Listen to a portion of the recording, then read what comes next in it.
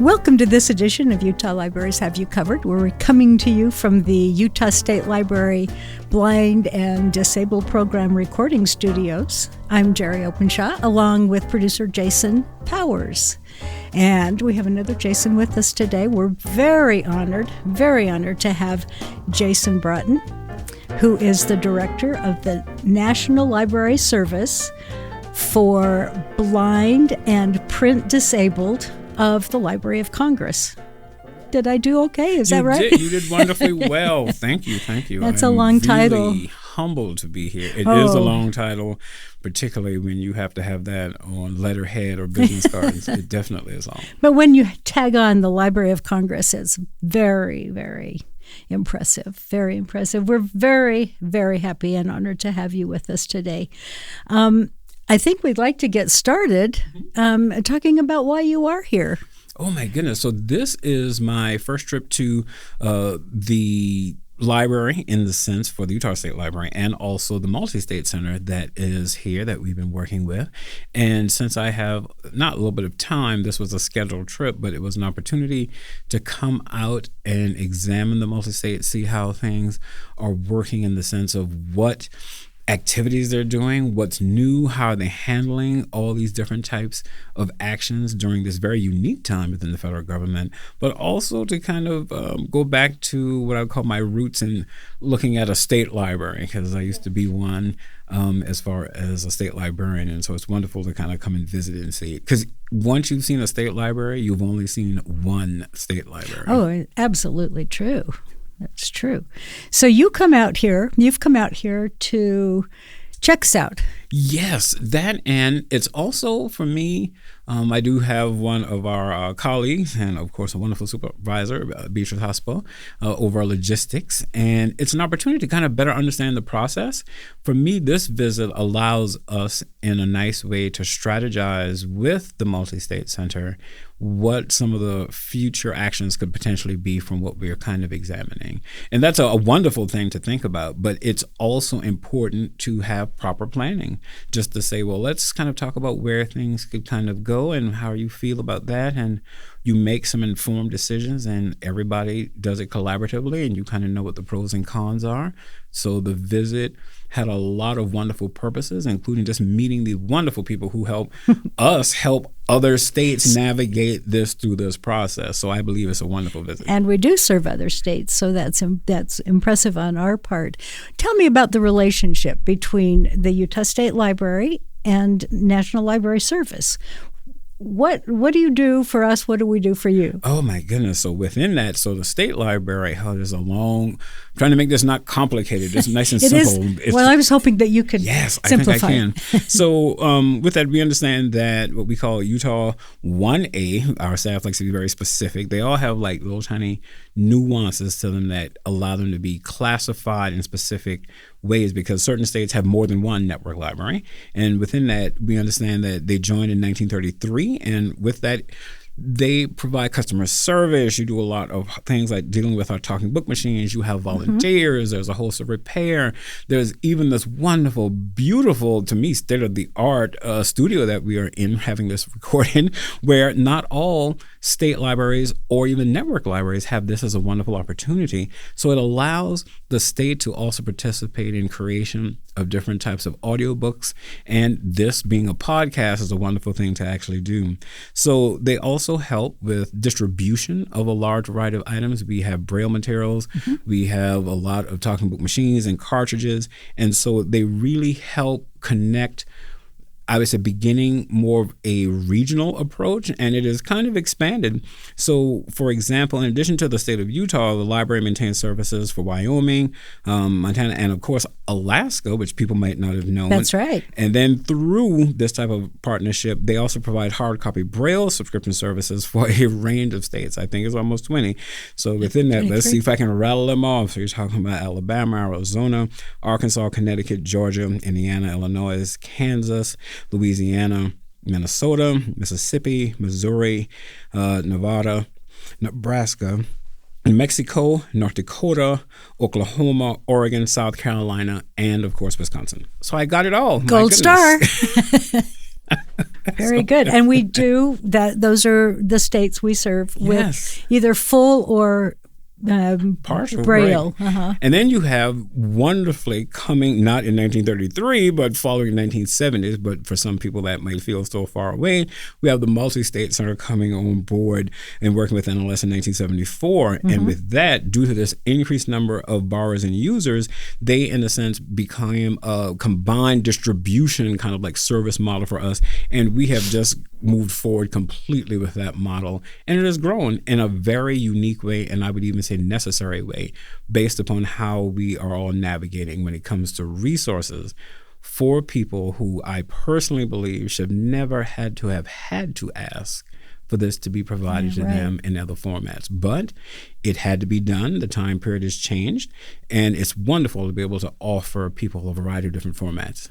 It's unbelievable, too, what a difference it makes in their lives. I know my sister recently became legally blind from macular degeneration. She lives for these books. She lives for them. Can we go back a little bit? Because we add a little Utah twist. In 1933, I do believe it was, when a senator from Utah, Senator Smoot, and the Pratt-Smoot Act. The Pratt-Smoot Act. Yes, and Senator Smoot is from Utah, and along with a host of other with individuals. a host of others, including Helen Keller. Yes, we have that history with us as well. So for those who might not know, but the Pratt-Smoot Act allows NLS to do a variety of things when it comes to different types of publications and not have to necessarily worry a lot about copyright. Right. And so this, we'll talk about that a little bit later, I think, down the line about, for example, most people don't know all the different areas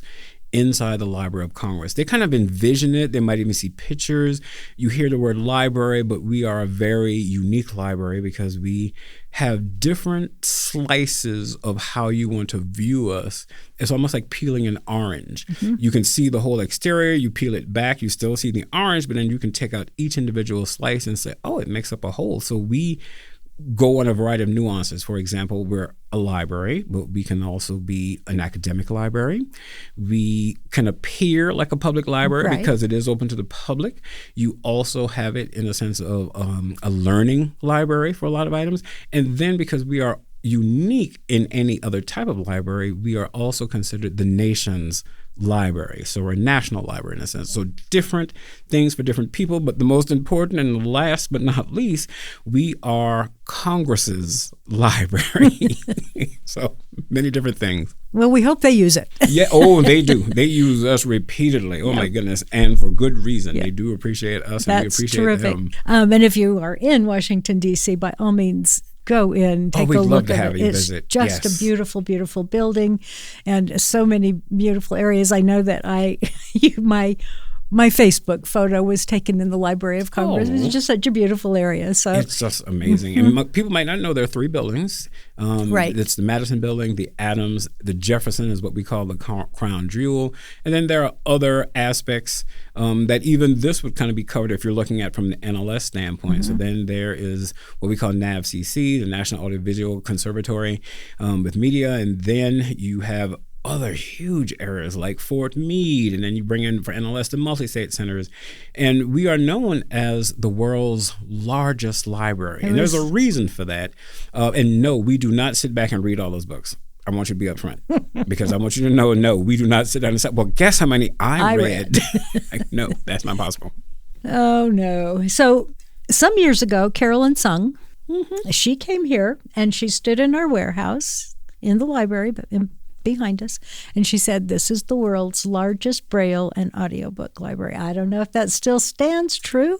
I would definitely say because you are connected to us, we utilize that. We most recently had some people even research it, but we are the world's largest, accessible Braille music collection that we actually have. But this probably by itself has that as its own caliber. So connected in some interesting ways because we are promoting, sharing resources. We're in this collaboration. It is one of the, I have not heard anything else from any other entity or country that is the largest. I don't think so. I think she said that, but it has been some years ago. I can't I don't know that something's grown up around us, but we want to take that. We want to take the credit for being the world's largest. I think you are. I think and we particularly in this time where, as you know, there's still an important need and necessary need for print materials. Absolutely. But you're going to see a lot more people transition to digital. So I think this title will be retained by you. Yes. Yes. So let's talk about you a little bit. Give me a little background. Where'd you come from? How'd you get here? Oh, my goodness. Now, this sounds so Southern. It's kind of like, who are your people? Who's your family? That's what Who's you're your asking. people? Yes, who are your people? My goodness. So starting out, born and raised in a little tiny area called Cross, South Carolina, Cross. Rural area, wonderfully, beautifully rural. My parents were Judy and James Broughton. My father was a sheriff in Berkeley County. My mother was a school teacher. And so I just had a wonderful childhood. I have a younger brother.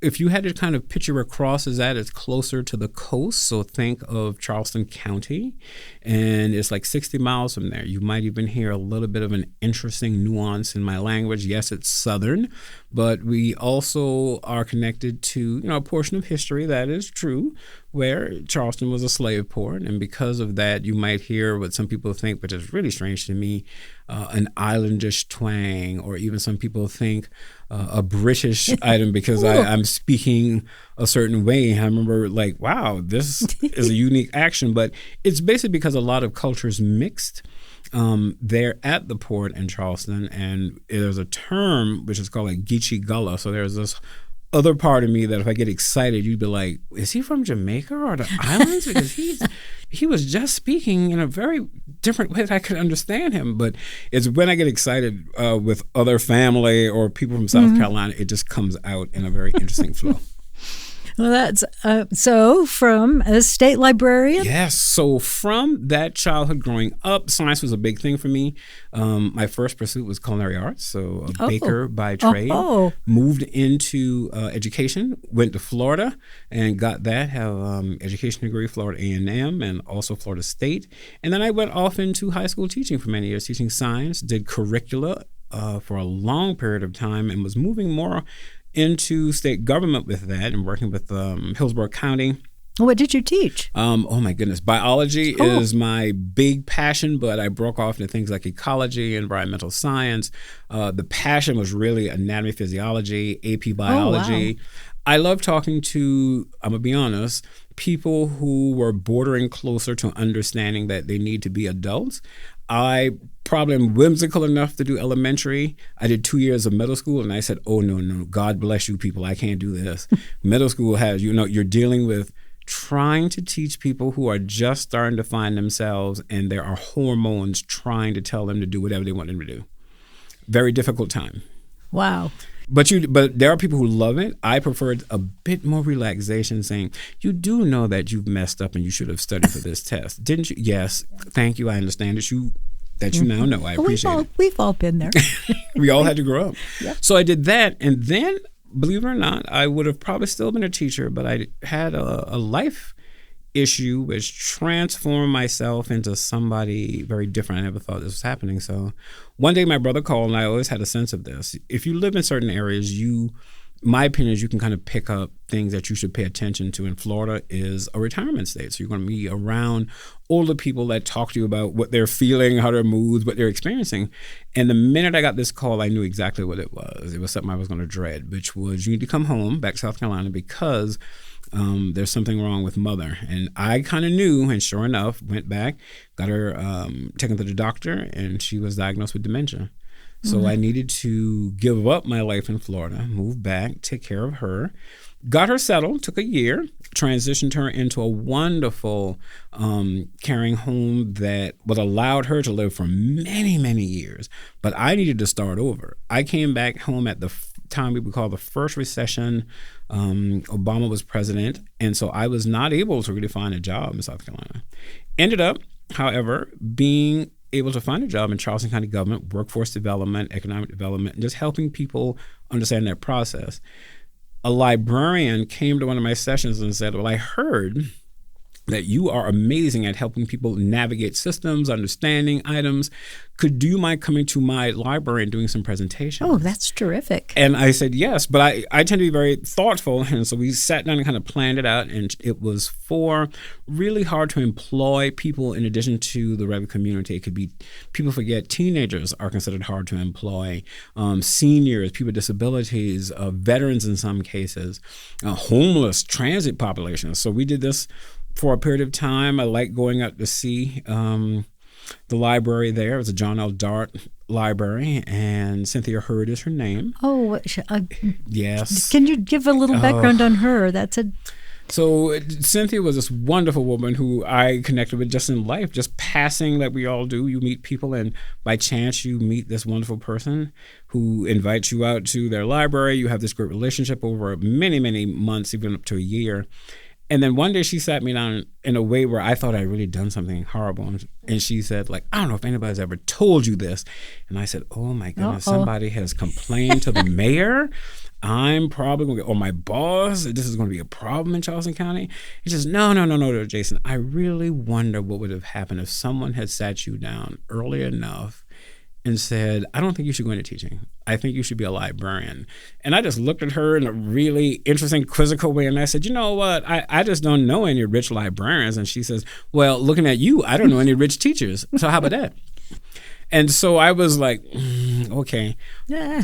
Took it as a humble item, moved forward, and then said, well, I'm interested, but thank you. We can talk about this later. She was persistent, so much so she found a job, and it was for a workforce development trainer for the state of South Carolina, state government. And she says, please look at this. And I said, Took it, put it in my bag, and kept going. Over the weekend, however, I did look at it. And I noticed I was doing not only that, but many more things. And I said, okay, I'll apply. I applied and just got the job, and I was actually surprised. I would still come back and do a few trainings for her, but then one day I was driving up to work and did not expect to have some people call me, my boss at the time, and said, where are you at? And I said, well, I'm coming to work. And he says, well, when you come to work, we have something to tell you. So I kind of heard there was something that happened that night before, but I was not paying attention in Charleston County at Mother Emanuel Church. And at that point, when I was coming to work, they said, well, you need to know that there was a shooting. I said, I kind of heard about this. And they said, well, it was at Mother Emanuel. For those who might not know, Mother Emanuel is a very historical African-American church in Charleston. If you are near it, know that the main library for Charleston County is very close by to this church. So immediately I knew I'm going to know somebody in this church if there was a shooting. And then it got even more narrow, where they said, well, there was a librarian. I said, oh my goodness, that means I'm going to know a librarian, because I knew my work in the state connected me with all the public librarians, school librarians, even academic, and even some special. So whether I knew this person or not, it was going to just even be by a light phrase. And then they said, well, Cynthia was killed. And I was like, what? Oh. And so that is something I'll never take away as a thing that could have happened to her. It was really, really sad, but she's been honored, and she was the person who kind of introduced me to thinking about being a librarian. So, well, good for her. She saw something. She did see something. So, but did they not name a library? They did. They did change the John L. Dart to the Cynthia Hurd, and it was just a wonderful time. In fact, there are some park benches. I think there might be some trees. Her brother was in North Carolina, and there's been some things. But yes, it was very transformative, and she was the first person who told me, I think you should be a librarian. And I hope that I've kind of honored that legacy. A light bulb moment.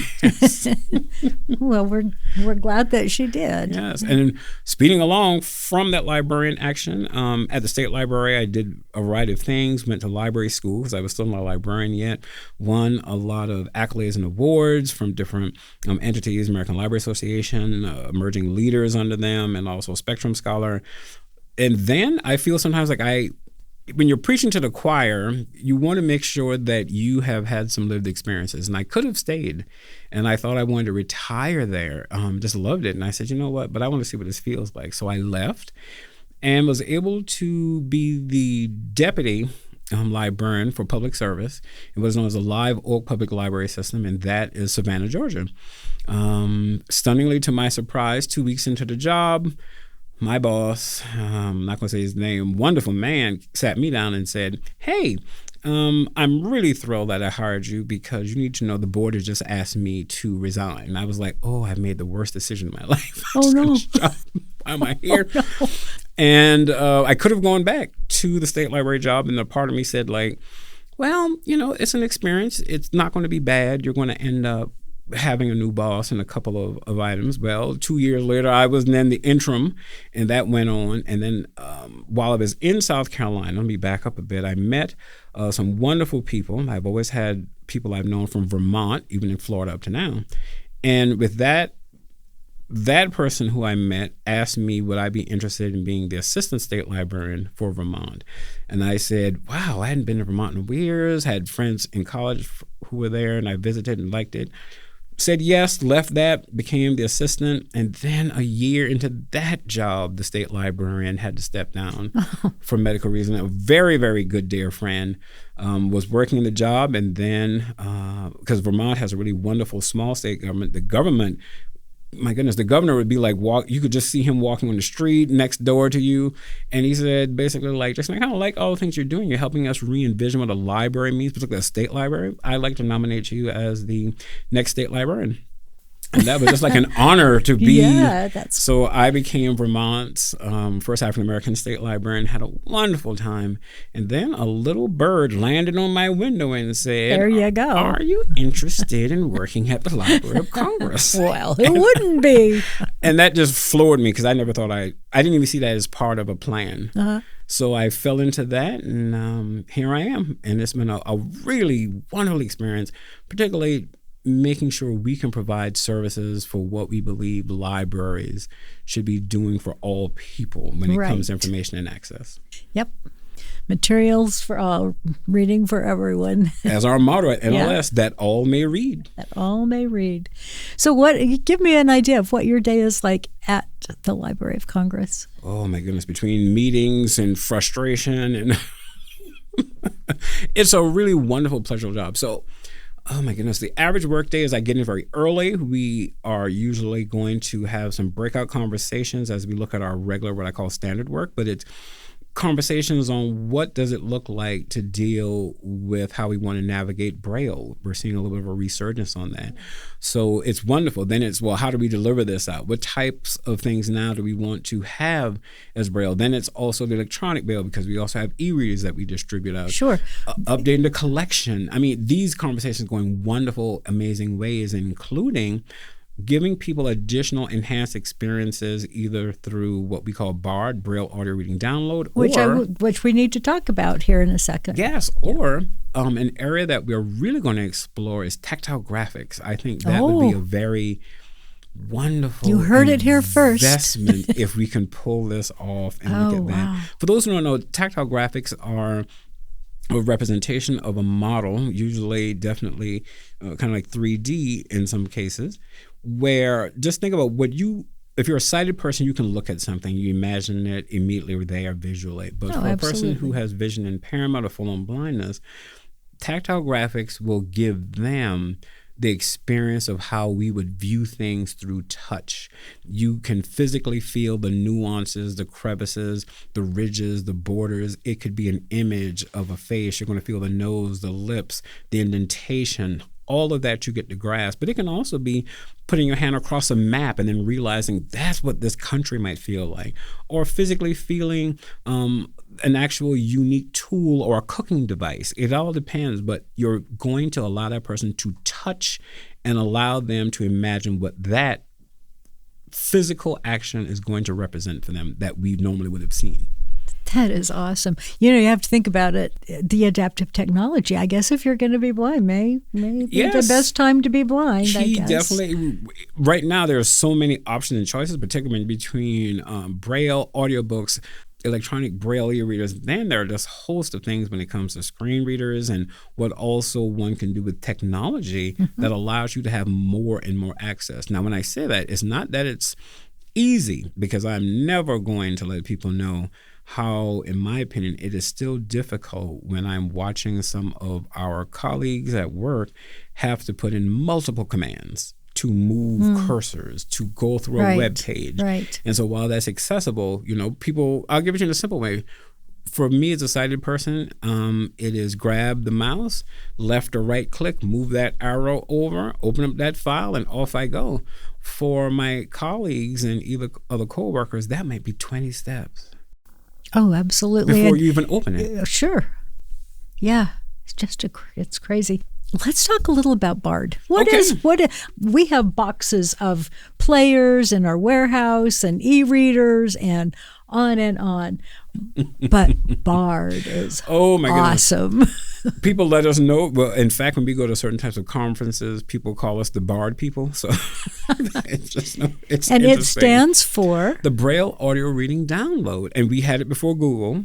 Just know that. I want to say that. Yes. And it is our platform that really is a range of different services all combined into one. So within that, it is a platform that allows you to access the collection for what we actually have.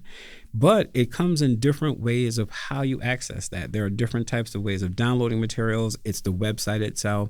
It's parts of the actions that have Bard Express. It's also connected to Android and also iOS systems. So there's a lot of things that allow people to connect to that. We also have refreshable Braille that you can connect to Bluetooth. Exactly. So it's a complete portfolio, is the best way to say that, of uniquely interesting items that connect into one main feed, allowing the users to find their best way of access based upon their usage, including what you would call bring your own device. So you can have your own device, or you can get a talking book player from us that uses a standard cartridge and have access to that. Our newest item that will be coming out, since we're talking about Bard, would be called our DA2 player, that will have not only the cartridge access that people are used to, it will also have Wi-Fi capability if you have connectivity to download it there. And if you don't have connectivity, you can still get the cartridge through the old-fashioned way, through the partnership that we've had for almost 95 years with the United States Postal Service. That's right.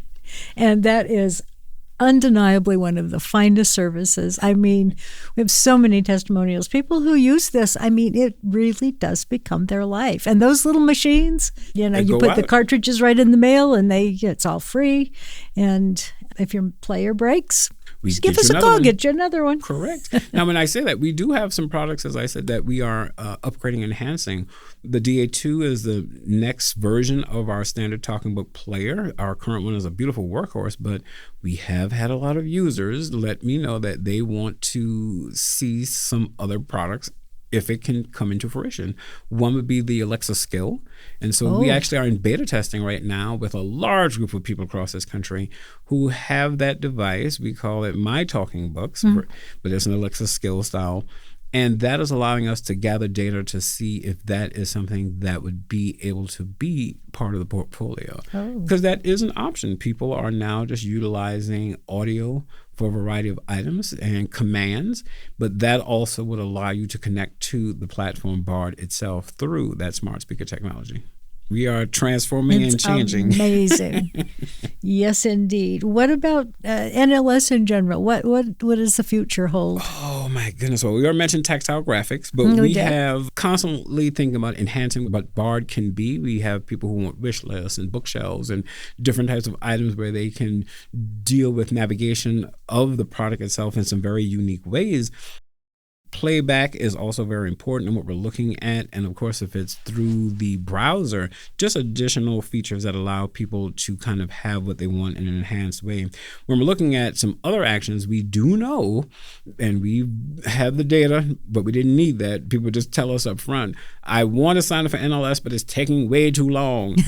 We are looking at having an online application that will streamline that process and working with the states. That's terrific. That is something that we want to roll out. So while we'll always still have paper as a necessary action of record, we are looking at having a digital application that will allow people to not only sign up for the national service, but immediately the other supported actions that their states might have in a unique way. So you can tell that takes some interesting navigation technologically to have a front door that divides out immediately to say, when you jump through this one item, which is to get the NLS application done, here's what your state also offers you that you might want to consider signing up for as well. So an all-in-one package, but it's taking some time to come to that, and we hope to have it out by next year. Sweet. So we are navigating Very good. a lot of things. So many things, so many good things. Well, it has been a sincere pleasure. And Jason Broughton, please come back. Oh, I will. I am thoroughly impressed. And like I said, I really want to see what, as my understanding, this, oh my goodness, state library, along with all of its staff, is just doing for a variety of unique populations, and knowing that your state has a specific, unique purpose for people who might need to have some rehabilitative services because they might have made some different choices in life, an opportunity to help create and promote content for people who need it is something that I want to see. So in looking at an institutional correctional system where there are some wonderful opportunities for people to give back, I would love to come back and visit and see what that looks like. Let's make a date. You come back on this podcast and we can talk about all the new advances. That'd be an amazing item to talk about. I'm quite sure to the listeners, just know we might veer off in some interesting other conversations when you're visiting a prison. Like, guess what I saw? That will be a different conversation for the future. Yes. Thank you so much for joining us. Thank you. I am humbled to be here with you. We're honored to have you. I appreciate it. Thank you so much. Come back. Thank you. Come back. Thanks for joining us today. We're coming to you from the Utah State Library, which is a division of the Department of Cultural and Community Engagement. Services offered through the Utah State Library include library services for the blind and disabled, the Bookmobile program, Book Buzz for book groups, Utah's online library with useful databases, and Libby for audiobook checkouts, and so much more. Check out all the services at library.utah.gov. That's library.utah.gov.